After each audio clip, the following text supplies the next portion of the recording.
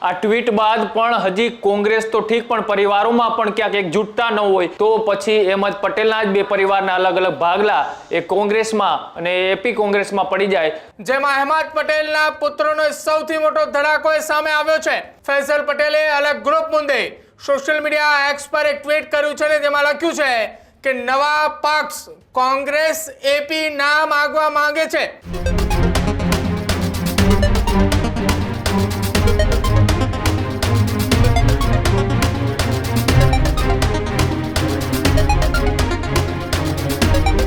ગુજરાતની રાજનીતિ સાથે જોડાયેલા એક મહત્વપૂર્ણ સમાચાર સામે આવી રહ્યા છે કે જ્યાં ગુજરાત કોંગ્રેસની અંદર બે ભાગ પડે તેવા સંકેતો મળી રહ્યા છે। સોશિયલ મીડિયાના માધ્યમથી અહેમદ પટેલના દીકરા ફૈઝલે એક ટ્વીટ કર્યું છે જેમાં અહેમદ પટેલના પુત્રનો સૌથી મોટો ધડાકો સામે આવ્યો છે। કોંગ્રેસના પેઢ નેતા ગણાતા હતા અહેમદ પટેલ, જેમના દીકરા ફૈઝલ પટેલે કોંગ્રેસમાંથી અલગ ગ્રુપ બનાવવા અંગેનું એક ટ્વીટ કર્યું છે। ફૈઝલ પટેલે અલગ ગ્રુપ મુદ્દે સોશિયલ મીડિયા એક્સ પર એક ટ્વીટ કર્યું છે ને જેમાં લખ્યું છે કે નવા પક્ષ કોંગ્રેસ એપી નામ આગવા માંગે છે। કોંગ્રેસ એપી એટલે અહેમદ પટેલની વાત કરવામાં આવી રહી છે। મારી બહેન પણ મારી સાથે જોડાઈ શકે છે, આ પ્રકારની વાત ફૈઝલે કરી છે। જો કે ફૈઝલ પટેલની બહેન મુમતાઝે આ અંગે સોશિયલ મીડિયા પર પોસ્ટ મૂકીને જ જવાબ આપ્યો છે, મારી કોઈ જ નવી પાર્ટીમાં જોડાવાની યોજના નથી અને સાથે જ મારા ભાઈના વિચારો અને નિર્ણયો સંપૂર્ણપણે એ તેમના છે। હું એના કોઈ નિર્ણય સાથે સહમત નથી અને મને કોઈ પણ આ પ્રકારના નિર્ણય સાથે જોડવી નહીં। આ પ્રકારનું સોશિયલ મીડિયાના માધ્યમથી એક ટ્વીટ કરવામાં આવ્યું છે।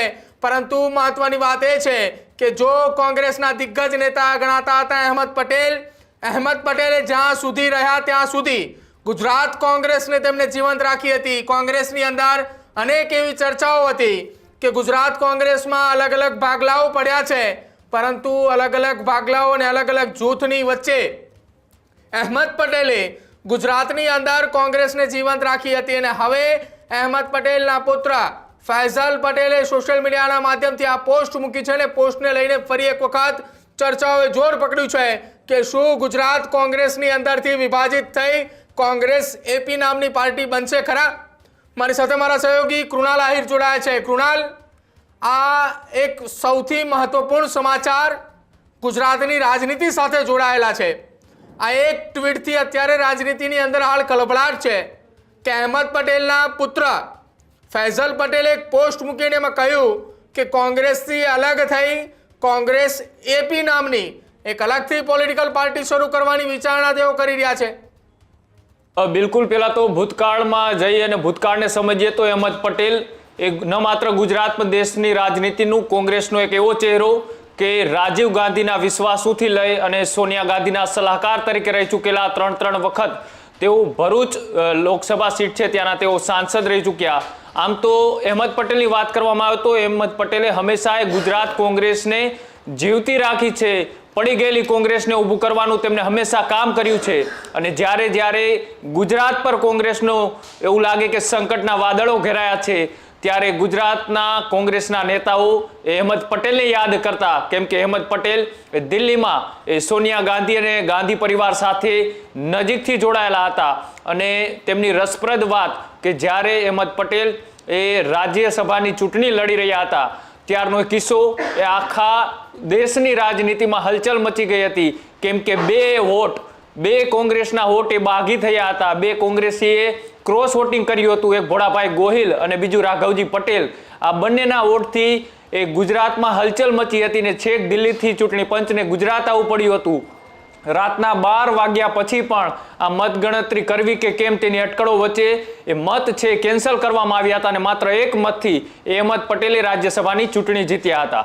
અહેમદ પટેલ આમ તો એ મીડિયાઓથી દૂર રહ્યા હતા પણ ફિલ્મકારોથી લઈ અને ઉદ્યોગ જગત સહિત એ તમામ સાથે તેનો ધરબો હતો અને કોંગ્રેસને એકજૂટ રાખી હતી। અત્યારે જે કોંગ્રેસની પરિસ્થિતિ છે ગુજરાતમાં એમાં સૌથી વધારે કોંગ્રેસ જ્યાં મજબૂત હતી એ દક્ષિણ ગુજરાત આદિવાસી બેલ્ટ, ત્યાં અત્યારે ક્યાંક ને ક્યાંક એ કોંગ્રેસ એ વિખાતી હોય તેવું દેખાઈ રહ્યું છે, કેમ કે જ્યારથી સ્વર્ગસ્થ અહેમદ પટેલનું નિધન થયું ત્યારથી એવી ચર્ચાઓ હતી કે તેમની દીકરી મુમતાઝ પટેલને એ ભરૂચ લોકસભા બેઠક ઉપરથી એ ચૂંટણી કોંગ્રેસ લડાવશે અને એ જ સમય હતો કે જ્યારે નજીકના દિવસોની અંદર લોકસભાની ચૂંટણી આવી રહી હતી. ત્યારબાદ અહેમદ પટેલના ગયા બાદ તેમના પુત્ર એ ફેઝલ પટેલ પણ ક્યાંક ને ક્યાંક ભરૂચ વિસ્તારમાં એક્ટિવ જોવા મળતા હતા. મુમતાઝ પટેલ એ દિલ્હીના દિગ્ગજ નેતાઓથી લઈ અને ગુજરાતના નેતાઓ સાથે એ પોતાની કામગીરીથી એ તેઓ જોડવાનો પ્રયત્ન કરી રહ્યા હતા. પણ ક્યાંક ને ક્યાંક અહેમદ પટેલના ગયા બાદ એ ગુજરાતમાં ફરીથી જૂથવાદ એ અત્યારે ચરમસીમા પર છે.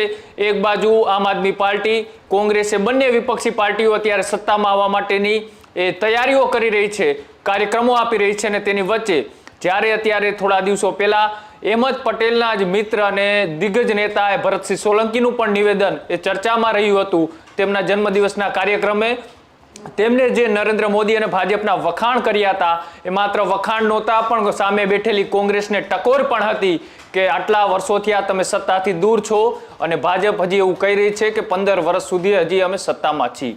તો શું તમે 15 વર્ષ સુધી રાહ જોઈ શકશો?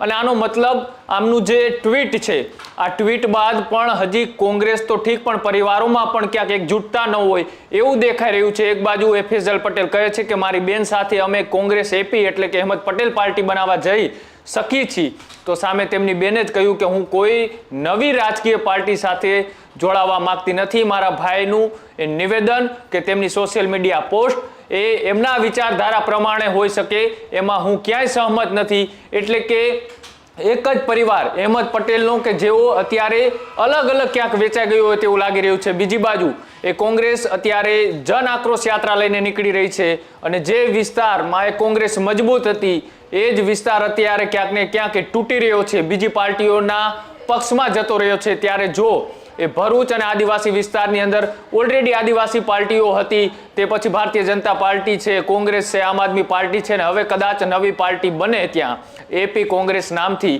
તો પછી એ વ્યક્તિઓ ન તો કોઈ ગ્રાઉન્ડ ઉપર દેખાય છે, ન તો કોંગ્રેસ સાથે તેમનો સીધો સંબંધ હોય એવું લાગી રહ્યું છે. તેમ છતાંય જો નવી પાર્ટી આ માત્ર સોશિયલ મીડિયામાં ચમકાવવાની વાત હોઈ શકે, આવું કોઈ પણ શક્ય છે નહીં. અને કદાચ જો આ પાર્ટી બને તો પછી અહેમદ પટેલના જ બે પરિવારના અલગ અલગ ભાગલા એ કોંગ્રેસમાં અને એપી કોંગ્રેસમાં પડી જાય તો પછી કોંગ્રેસના આનાથી કોઈ ફાયદો ના થઈ શકે. બિલકુલ કૃણાલ, તો એક વાત એ નક્કી કહી શકાય કે હવે ગુજરાત કોંગ્રેસની અંદર એ પરિવાર ભાગલા પાડવા જઈ રહ્યું છે કે જેમણે ન માત્ર ગુજરાત કોંગ્રેસ પરંતુ દેશની એ કોંગ્રેસને જ્યારે જ્યારે જરૂર પડી છે ને ત્યારે ટેકો આપ્યો છે અને કોંગ્રેસને ફરી એક વખત એ જે તે રાજ્યની અંદર ઊભી કરવાની ભૂમિકા અહેમદ પટેલને આપી હતી. તમામ જગ્યાઓ પર તેઓ એક ખરા નીવડ્યા હતા. આભાર કૃણાલ જોડાવા બદલ. તો હવે ગુજરાતની રાજનીતિની અંદર ફરી એક વખત એક ચર્ચાઓ શરૂ થઈ હતી કે જે અહેમદ પટેલે ગુજરાત કોંગ્રેસના નેતાઓને એક સાથે રાખીને ચાલવાનું નક્કી કર્યું હતું, જે અહેમદ પટેલે ગુજરાત કોંગ્રેસને બાંધીને રાખી હતી, ગુજરાત કોંગ્રેસને હંમેશા જ્યારે જ્યારે જરૂર પડી છે ત્યારે અહેમદ પટેલે સાથે ઊભા રહ્યા છે. આજે એ જ અહેમદ પટેલના પરિવારની અંદર બે અલગ અલગ વિવાદાસ્પદ નિવેદનો જોવા મળી રહ્યા છે. અહેમદ પટેલના પુત્ર ફૈસલ પટેલે જેમણે સોશિયલ મીડિયા ઉપર ટ્વીટ કર્યું નવી પાર્ટી શરૂ કરવા માટેનું, તેમાં તેમણે એમ પણ કહ્યું કે મારી બહેન મુમતાઝ પણ આ પાર્ટીમાં જોડાઈ શકે છે. જોકે મુમતાઝે આ અંગે સોશિયલ મીડિયા પર જ વળતો જવાબ આપ્યો કે આ મારા ભાઈનું અંગત નિવેદન છે, હું કોઈ પણ રાજકીય પાર્ટીમાં નવી પોલિટિકલ પાર્ટીમાં જોડાવા નથી માંગતી અને મને આ તમામ વસ્તુથી દૂર રાખવા માટેની પણ તેને વાત કરી છે.